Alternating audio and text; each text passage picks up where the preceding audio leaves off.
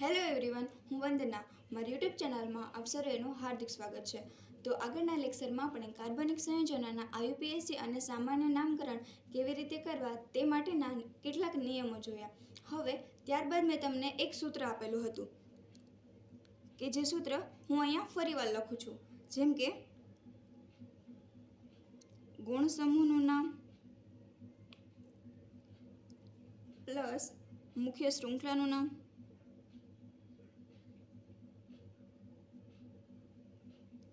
Plus મુખ્ય ક્રિયાશીલ સમૂહનું નામ.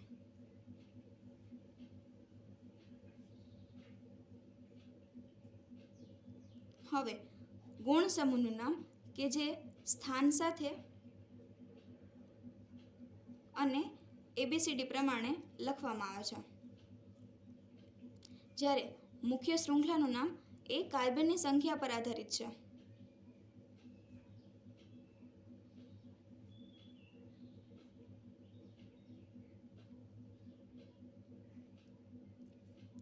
જ્યારે મુખ્ય ક્રિયાશીલ સમૂહ જે તે ક્રિયાશીલ સમૂહ પ્રમાણે તેનું નામ આપવામાં આવે છે.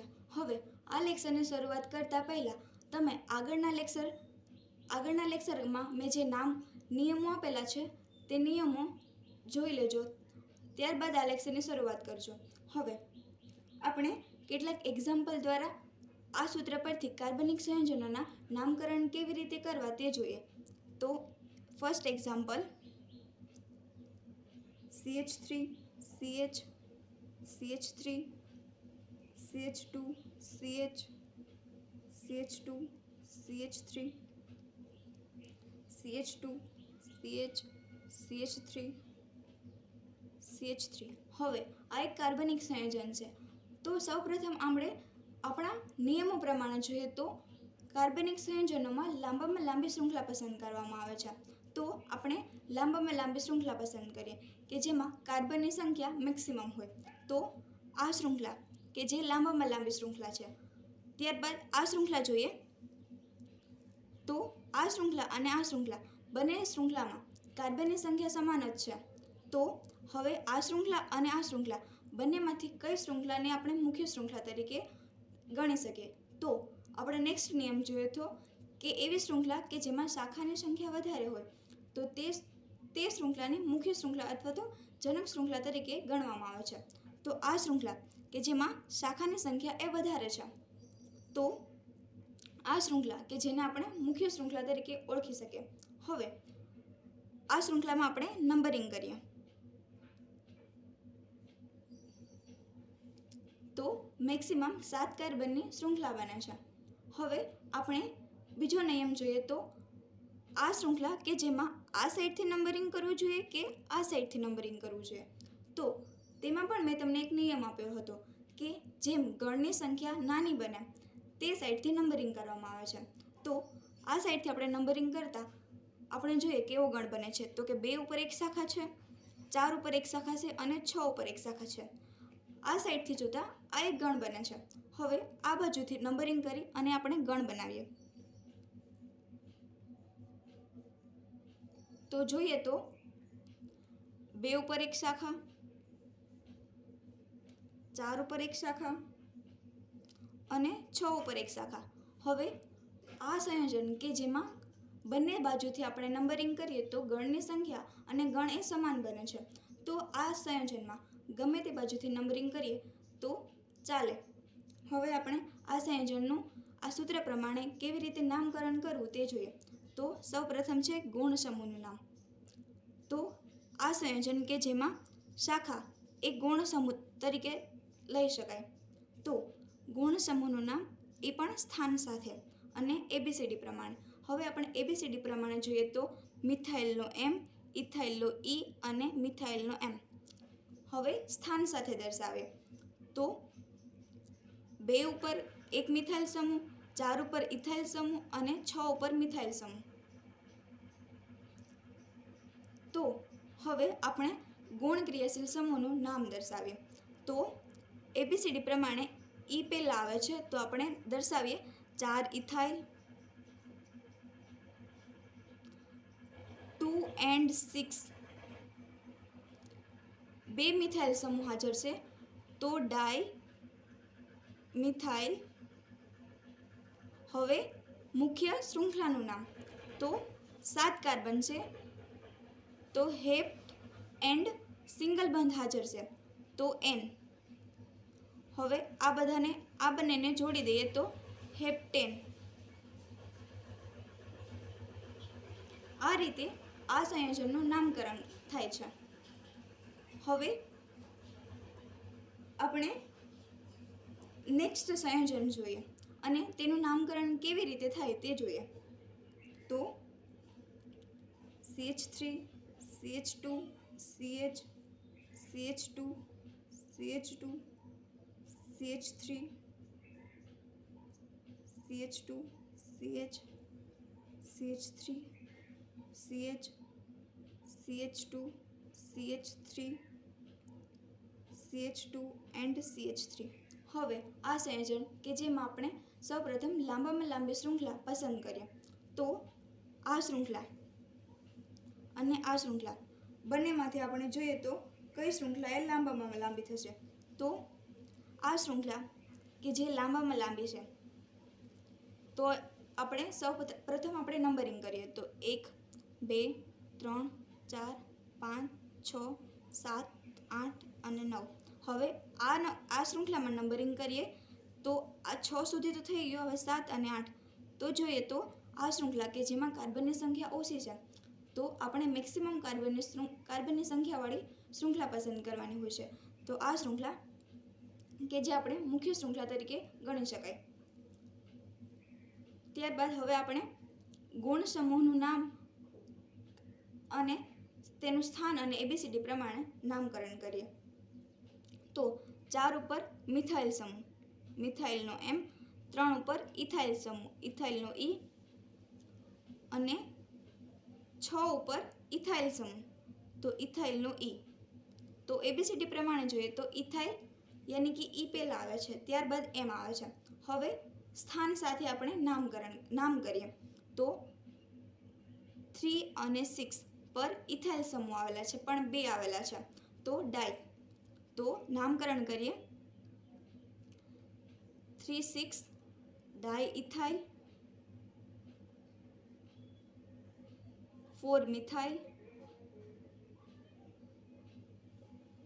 9 કાર્બન છે, મુખ્ય શૃંખલાનું નામ. તો 9 કાર્બન છે, તો નોન. અને બધામાં સિંગલ બંધ જોવા મળે છે, તો N. આ નામ થઈ ગયું આ સંયોજનનું. હવે આપણે નેક્સ્ટ જોઈએ. આપણે હવે કોઈ ક્રિયાશીલ સમૂહવાળું સંયોજન લઈએ અને તેમાં નામકરણ કેવી રીતે કરવું તે જોઈએ. તો હવે હું હાઇડ્રોજન નથી દર્શાવતી, તમે સમજી લેજો કે જેટલી બી સંયોજકતા ખૂટતી હોય તે સંયોજકતામાં હાઇડ્રોજન હોય છે. હવે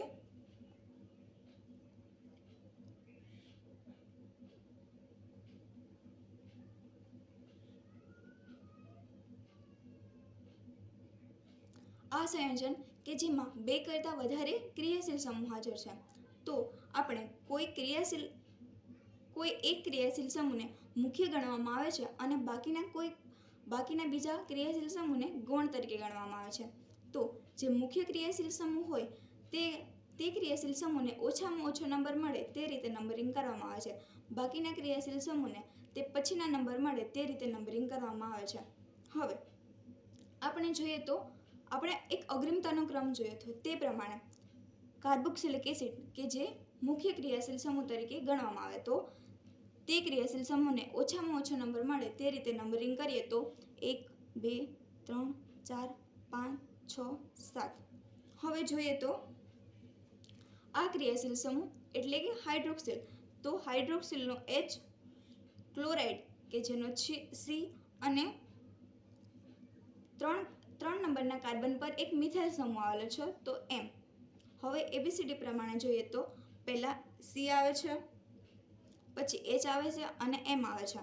તો હવે આપણે તેના સ્થાન સાથે તેનું નામકરણ કરીએ. તો ગુણ સમૂહનું નામ એ પણ સ્થાન અને ABCD પ્રમાણે. તો આપણે સૌપ્રથમ 5 કાર્બન ઉપર એક ક્લોરો આવેલો છે, યાની કે ક્લોરીન નામનો એક ક્રિયાશીલ સમૂહ આવેલો છે. પછી 6 ઉપર એક હાઇડ્રોક્સિલ સમૂહ આવેલો છે. પછી 3 ઉપર એક મિથાઇલ સમૂહ આવેલો છે. હવે જોઈએ મુખ્ય શૃંખલાનું નામ. તો મુખ્ય શૃંખલામાં 7 કાર્બન છે, પણ તેમાં પણ આ કાર્બન કે જે ક્રિયાશીલ સમૂહનો કાર્બન છે, તો આ કાર્બનને આ શૃંખલામાં જોઈએ આ ક્રિયાશીલ સમૂહ કે જેના પ્રત્યય તરીકે ઓઇક એસિડ લાગે છે.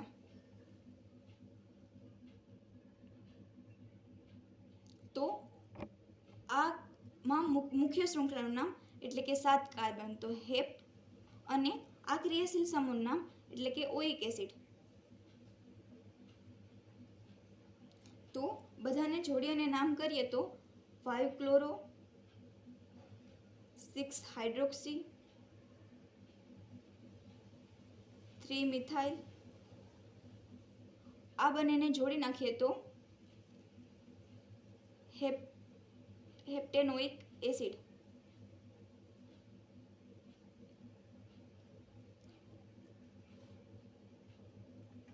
હવે આમાં પણ એક તમને હું નોંધ કહું કે જો કોઈ બી ક્રિયાશીલ સમૂહમાં કાર્બન આવેલો હોય તો તેવા કાર્બનને નંબરિંગ કરવામાં આવે છે, અને કોઈ ક્રિયાશીલ સમૂહ જેમ કે OH, આ કોઈ ક્રિયાશીલ સમૂહ આવેલો હોય તો તે ક્રિયાશીલ સમૂહ જે કાર્બન સાથે જોડાયેલો હોય તેને ઓછામાં ઓછો નંબર મળે તે રીતે નંબરિંગ કરવું.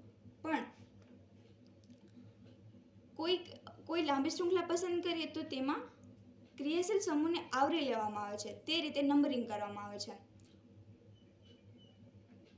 અને એવી લાંબી શૃંખલા પસંદ કરવાની કે જેમાં મેક્સિમમ બધા ક્રિયાશીલ સમૂહ આવરી લેવાતા હોય. હવે આપણે આગળના લેક્ચરમાં થોડા વધારે સંયોજનો જોઈશું અને તેના નામકરણ કેવી રીતે થાય છે તે જોઈશું. આ લેક્ચરની શરૂઆત કરતાં પહેલાં તમે આગળના લેક્ચરમાં જે મેં નિયમો આપેલા છે તે લેક્ચર જોઈ લેજો, તો તમને આ લેક્ચર ખૂબ જ સરળ અને સિમ્પલ લાગશે, અને તમને IUPAC નામ અથવા તો સામાન્ય નામકરણમાં કોઈ પણ પ્રકારની મુશ્કેલી નહીં થાય. તો આગળના લેક્ચરમાં આપણે કેટલાક સંયોજનો લઈશું અને તેના નામકરણ કેવી રીતે થાય છે તે જોઈશું. Thank you.